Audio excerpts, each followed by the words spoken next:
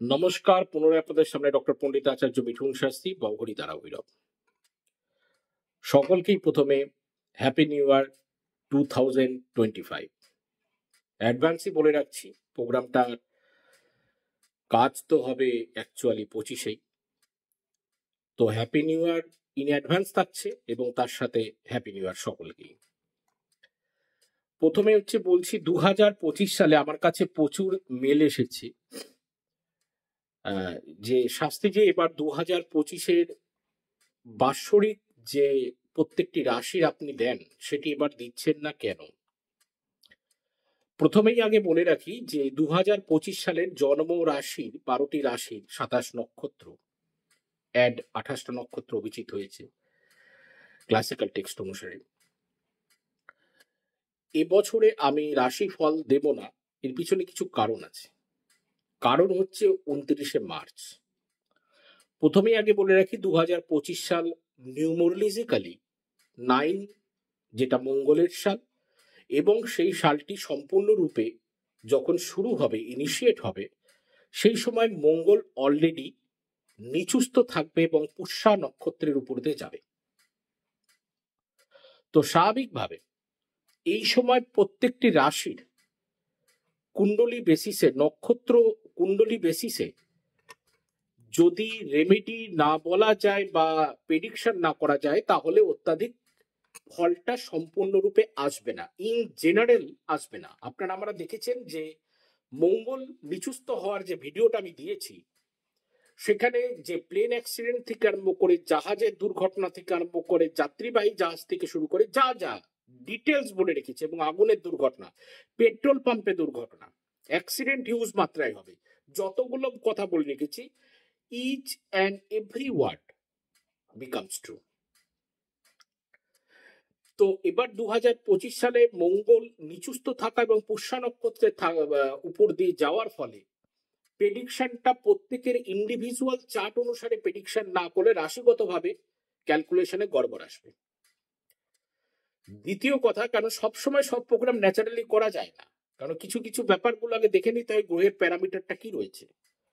Plus 29শে March যেদিন 6টি গ্রহ মীন রাশিতে একত্রিত হবে, the alignment of the planets. আমরা দেখেছিলাম 6টি গ্রহ যখন ধনুরাশিতে অ্যালাইনমেন্ট হয়েছিল, তখন একটি মহামারী পরিস্থিতি শুরু হয়েছিল। ঠিক ধনুরাশির ফ্লেভার এবং মীন রাশির ফ্লেভার কমপ্লিটলি ডিফারেন্ট, কারণ একটি হচ্ছে অগ্নিতত্ত্ব আর একটি হচ্ছে জল তত্ত্ব। তো স্বাভাবিকভাবে জলের প্রচন্ড পরিমাণ জল, ভূমিকম্প, সুনামি, এইসব জিনিস হবে। ভূমিকম্প আমি বলে রেখেছি অলরেডি হয়ে চলছে। তো ন্যাচারালি দুটো এমন ব্যাপার আছে, মঙ্গল নিচুস্থ থেকে মঙ্গল বেরিয়ে আসবে এবং মধ্যেখানে 6টি গ্রহের অ্যালাইনমেন্ট 29শে মার্চ হবে, যেটার ফলে পৃথিবীর মানে অলরেডি মান্ডেন অ্যাস্ট্রোলজিক্যালি যে এক্সপিরিয়েন্স, সেখানে একটা বড় ধরনের কোনো ব্যাপার, ম্যাটার বা ইভেন্ট বা সিগনিফিকেন্ট ইভেন্ট শো করছে।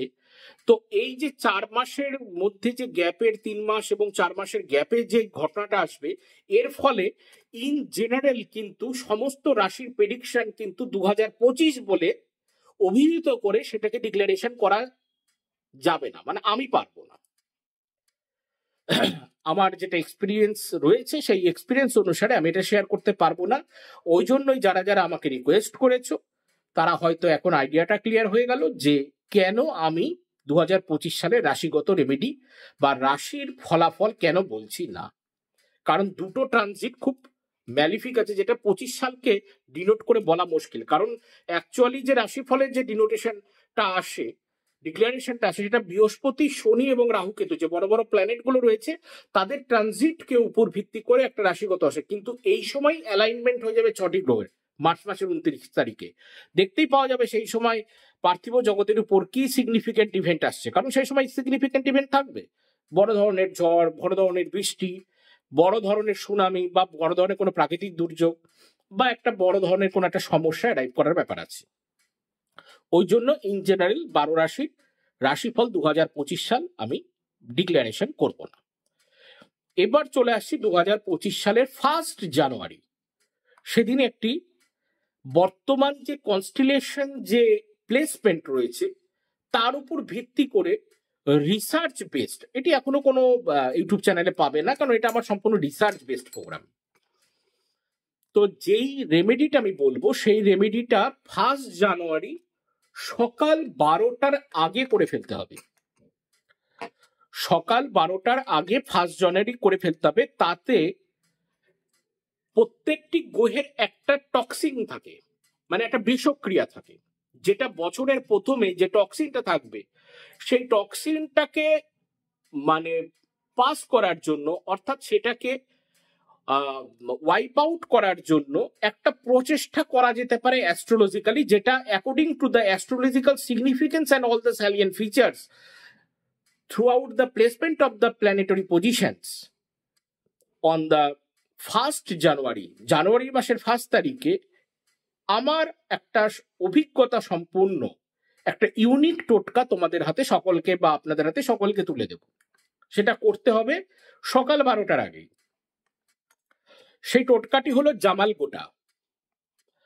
জামাল গোটা সেই গাছের যে ছাল হয়, bark, the bark of the জামাল গোটা, এই জামাল গোটা গাছের যে ছাল হয় সেই ছালটা দিয়ে, সেই ছালটাকে যে কোনো ভাবে কুটকুট করে গুঁড়ো করে নিয়ে, বেটে নিয়ে হোক বা মিক্সিতে গুঁড়ো করে হোক, এই ছালটাকে গুঁড়ো করে নিয়ে সকালবেলা 1 জানুয়ারিতে ঘুম থেকে উঠবার পর ওই যে গুঁড়োটা আছে ওই গুঁড়োটা দিয়ে দুটো হাতকে রগড়াতে হবে, মানে হাতটাকে এরকম করে ঘষে নিতে হবে ওই জামাল গোটার গুঁড়ো দিয়ে।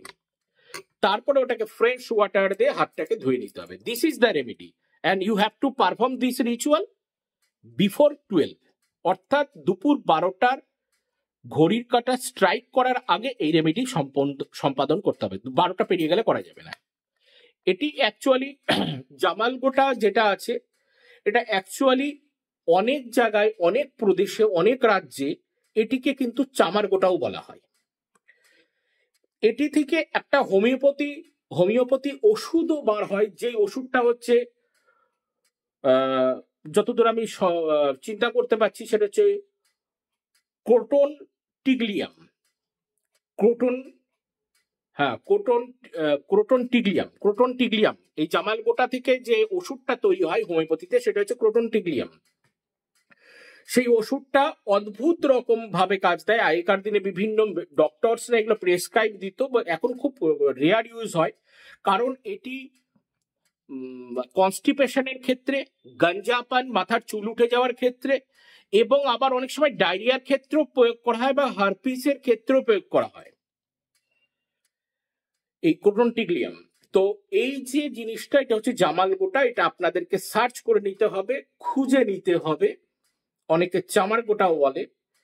মাথায় রাখতে হবে এটা আমার কাছে পাওয়া যাবে না, এটা আপনাদেরকেই সংগ্রহ করতে হবে। এবার আপনারা যদি সংগ্রহ করতে পারেন তাহলে পারফর্ম করতে পারবেন, যদি না পারেন তাহলে বর্তমান 1 জানুয়ারির উপর গ্রহের কম্বিনেশনের উপরে যেটা আমার মনে হয়েছে রেমেডি, সেটা এটাকেই আমার সিদ্ধান্ত বেস্ট মনে হয়েছে। কারণ মঙ্গল তখন পুষ্যা নক্ষত্রে অলরেডি থাকবে এবং সেখান দিয়ে প্ল্যানেটরি কম্বিনেশনের উপরে কিন্তু জামাল গোটার যে বার্ক, সেই বার্কের ডাস্ট দিয়ে হাত পরিষ্কার করা 12টার আগে এটা করতে হবে। কোথায় পাবেন, কিভাবে পাবেন সেটা আপনারা একটু সার্চ করে নিন, বা বোটানি সেক্টরে যারা রয়েছে বা গাছপালার সেক্টরে যারা আছে তাদেরকে বলবেন, আপনারা খুঁজে নিয়ে সেটাকে আপনারা ইউজ করতে পারেন। আমি এই বিষয়ে আপনারা হয়তো বলবেন কোথায় পাবো, কিভাবে পাবো, সেটা হচ্ছে আপনারা যেখানে গাছের ব্যাপার আছে বা বোটানি যেখানে সেক্টর আছে বা এগ্রিকালচার যেখানে ডিপার্টমেন্ট রয়েছে সেখান থেকে যে কোনো যে সেক্টরটা রয়েছে সেখান থেকে আপনারা একটু সার্চ করে, গুগলে সার্চ করে হোক বা যেভাবে হোক সার্চ করে আপনারা সেটাকে কালেকশন করে আপনারা ইউজ করতে পারেন। মাথায় রাখবেন এই টোটকার এই রেমেডি কোথাও নেই, পাবেন না। এটা ইউনিক বেস্ট। কারণ জ্যোতিষ জানতে গেলে প্রথমত আগে আয়ুর্বেদিক চিকিৎসাও জানা দরকার আছে। আয়ুর্বেদিক সম্পর্কে যদি, যেরকম ত্রিতাপ রয়েছে, বাত, কফ, পিত্ত, এই ত্রিতাপের গল্পটা যদি না বোঝা যায় এবং সেটার সেক্টর যদি 12 রাশির মধ্যে কোথায় কোন জায়গায় ইমপ্লিমেন্টেশন হবে সেটা যদি না বোঝা যায় তাহলে কিন্তু সঠিক ইউটিলাইজেশন অ্যাস্ট্রোলজিক্যালি বুঝতে পারবেন না। যে কোথাকার কি ব্যাপার রয়েছে, করে দেখুন। আমার এক্সপিরিয়েন্স অনুসারে আমার মনে হচ্ছে এটা একটা বেস্ট রেমেডি ফর 2025 1 জানুয়ারি। আজকের মতো অবধি। সকলে ভালো থাকুন, সকলে ভালো থাকতে হবে, কর্মাজ প্রণামে, জয় মা।